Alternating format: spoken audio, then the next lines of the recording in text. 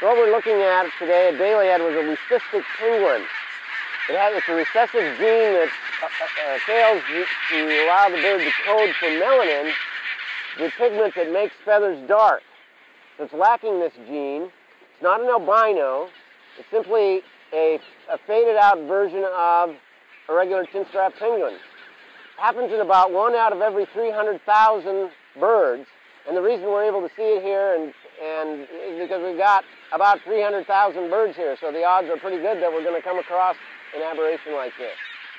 Well, in terms of our seeing this, I remember early on in the project we seemed to see this a lot. We thought, wow, how frequent is this happening down here? Thinking it was a kind of an anomaly, but it turns out we were looking at millions of birds in the Antarctic site inventory and had the opportunity to look at, when you look at millions of birds, you get the opportunity then to see things that happen only in 1 every 300,000 cases. You see them a lot. And it's been spectacular to just be able to see, maybe 10 million birds in my 10 years down here looking at sites and looking at penguin populations around the peninsula.